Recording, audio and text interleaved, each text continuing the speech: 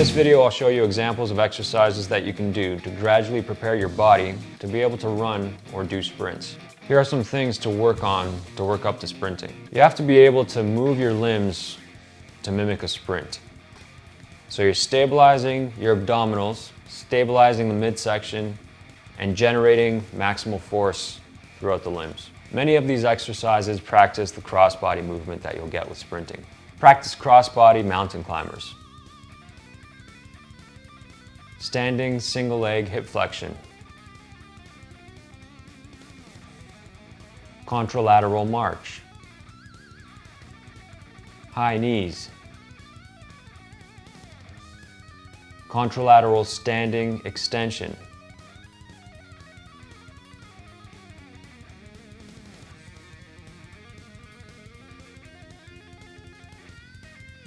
Single leg glute bridge on couch. Forward leaning lunges.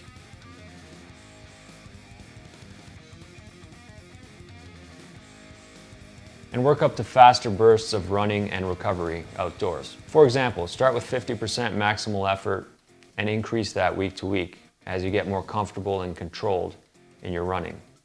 You can develop a whole workout out of the exercises I showed you. For example, 5 sets of these exercises in circuit, 20 mountain climbers, 20 contralateral reach, 8 reps per side standing hip flexion, 30 reps march, 20 reps high knees, 10 reps contralateral standing extension, 10 reps alternating single leg glute bridge on couch, and 10 reps alternating forward leaning lunge. Sometimes when I want to give my legs a break, or I have a hamstring strain for example, I'll do upper body sprints indoors.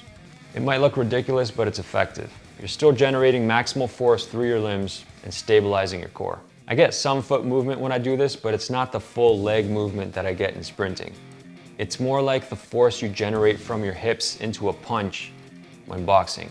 This is also an exercise you can use to work your way up to sprinting.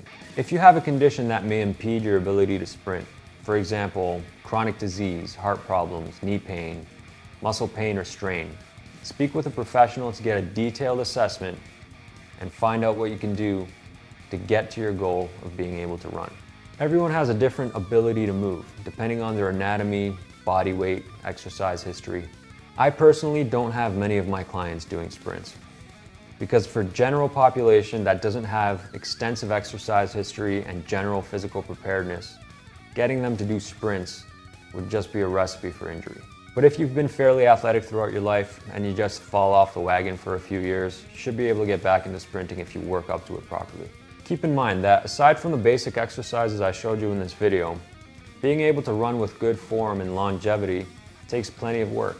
There are different aspects of your gait, stride, and overall body movement that can be addressed, like how you flex and extend your ankles when you run, whether you have a tendency to heel strike or stay on your toes, where your center of mass is relative to when you strike the ground with your foot, your upper body movement, how much flexion you're getting in your knees, extension in the hips. They're all factors that can be watched, addressed, and improved. There's some of the details I pay attention to when I'm watching someone run. For more info and resources on running, check out the links in the description.